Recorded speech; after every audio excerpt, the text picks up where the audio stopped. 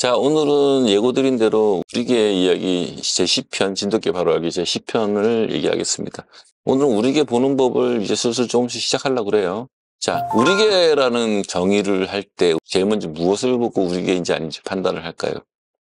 우리개를 볼 때는 우리 민족이 갖고 있는 문화와 사회상 그런 것을 공유하고 있는가를 먼저 봅니다. 민족의 정의를 아세요, 민족? 여러분들은 해외에 나가면요. 딱 보면 이게 한국 사람인지 일본 사람인지 중국 사람인지 100%는 못 맞히려도 한 70%는 맞출 수 있어요. 뭘로 보고 판단할까요? 분위기죠, 분위기. 근데 100%까지 하려면 어떻게 해요? 대화해보면 알죠.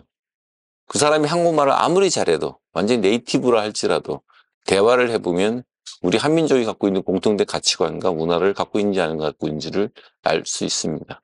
민족이라는 건 정의가 어떻게 돼요? 일정한 지역에서 오랜 세월 동안 공동생활을 하면서 언어와 문화상의 공통성에 기초하여 역사적으로 형성된 사회집단, 인종이나 국가 단위인 국민과 반드시 일치하는 건 아니지만 그런 것을 민족이라고 부릅니다. 언어와 문화상의 공통성이라는 말이 제일 중요해요. 그리고 역사적으로 형성된 사회집단이라는 말. 이것이 우리개의 정의에도 그대로 포함됩니다. 우리개의 정의 이전에 이 민족의 정의를 반드시 알고 있어야 되는 이유가 그겁니다. 유전적인 유래만 가지고 우리개를 정의한다면 그건 마치 인종으로 우리개를 정의하는 일과 같습니다. 한민족을 인종으로 정의하지 않잖아요. 일본 사람과 중국인과의 차이를 인종으로 정의할 수는 없는 겁니다.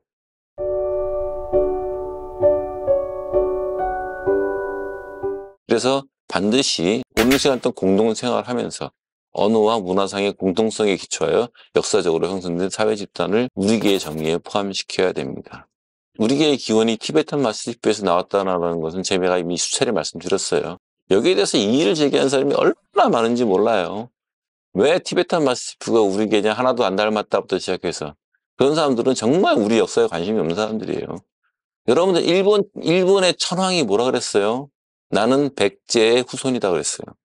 일본의 천황이 직접 얘기했어요. 발표했습니다. 나는 백제 왕의 후손이다. 私自身としては桓武天皇の聖母が百済の武寧王の子孫であると食日本紀に記されていることに監獄とのゆかりを感じています。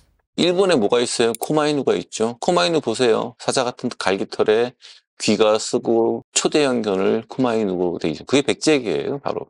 티베탄 마스티프가 우리개의 조상이라는 건요, 유전적으로 논문적으로도 검증되어 있지만은 상식적으로 생각해도 알 수 있는 일이에요.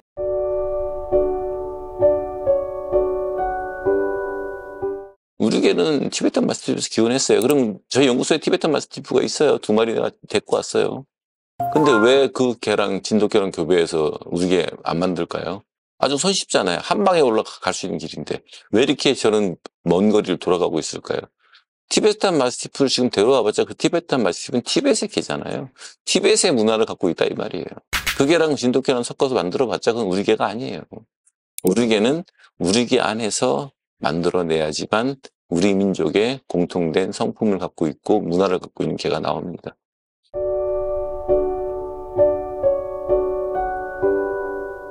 여기서 개에게서 관해서 여러분들한테 내가 문화란 말을 하니까 되게 낯설어하는 분들이 되게 많을 거예요. 문화는 뭐예요? 사회적 학습으로 다른 구성원들로부터 습득한 정보를 문화라고 그래요. 근데 동물에게 문화가 있어요, 없어요? 옛날에 이런 말하면 뭐 이상한 소리 봤더니 요즘엔 동물에게 문화가 없다는 소리를 하면 이상한 놈 취급받아요. 침팬지, 고래, 어류, 조류, 쥐, 심지어 초파리까지 문화가 있다는 것으로 밝혀졌습니다. 동물들에게 있어서 문화가 존재한다는 것은 1999년 제인 구달과 앤드류 화이트의 공동 연구로 밝혀졌습니다. 침팬지에게 있어 70개 이상의 문화가 있으며 지역마다 다르고 행동만 보고도 어느 지역 침팬지에서 알 수 있다는 사실을 밝혔어요. 예를 들어 침팬지 중에 이런 게 있어요. 말을 주면 물에 씻어먹는 침팬지가 있고 물에 안 씻어먹는 침팬지가 있습니다. 이런 행동 양식을 가지고 침팬지 행동을 보면 이 침팬지가 어느 지역의 침팬지인지를 우리는 알 수 있었는데 그것이 바로 침팬지의 문화라는 거예요. 우리개도 마찬가지면 우리개를 보는 특정적인 문화적 행동들이 발견되고 관찰되고 그 행동으로 우리개인지 아닌지를 판단할 수 있는 기준점을 제시할 수 있습니다. 침팬지의 행동을 보고 그 침팬지가 어느 지역 출신인지 알 수 있듯이 개 행동을 보고 이것이 우리개인지 아닌지 알 수 있다 이 말입니다. 이런 문화는 무리 생활로 인한 다른 개체의 돌봄을 받을 수 있는 기회가 많은 우리개가 다른 개체의 마음과 의도를 읽는 능력을 발달, 그로 인해 터울의 시기 증가, 흰 눈동자의 출현 등으로 이어지는 것으로 보이며 지금처럼 무리 생활이 사라지고 개체수가 줄어든다면 우리개의 문화도 사라질 것으로 저는 봅니다. 지금 현재 우리개를 찾는 기본적인 테두리들은 무리 생활을 하지 않은 지 오래된 애들 아니면 근 100년 아래에 새로 만들어져서 무리 생활 없이 자라온 견종들과 정확하게 차이점을 보이기 때문에 이런 무리적 행동 양식만 가지고도 우리개와 다른 견종을 구별해 줄 수 있습니다. 그러면 우리개를 찾는 과정에서 문화를 빼고 이제 외형적으로 넘어가 봅시다.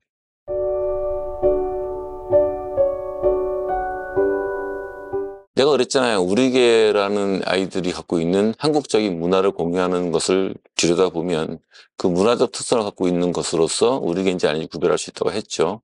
그리고 그렇게 문화적 특성을 갖고 있는 애들에게 나타나는 공통적인 외모가 있습니다.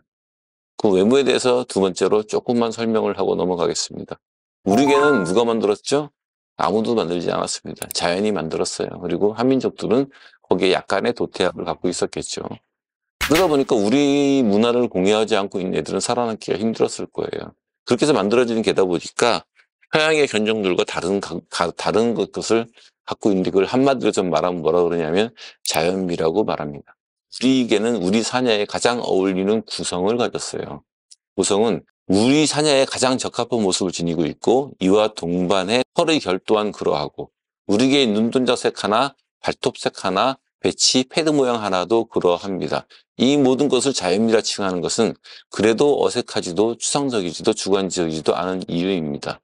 우리개의 자연미에 대해서 예를 들어서 우리개의 구성, 우리개의 뼈, 우리개의 보행에 대해서 우리개가 갖고 있는 견갑골, 앞정강이 뼈, 중추골 이 뼈 하나하나에 갖고 있는 자연미를 전 다 여러분들한테 설명할 수 있습니다. 시간이 부족할 뿐이죠.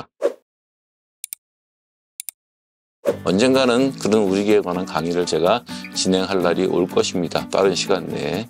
오늘은 자연미라는 측면하고 동물에게 문화가 있고 우리개는 우리개만의 문화가 있다는 정도로 내용을 압축해서 말씀드리고 정리하겠습니다.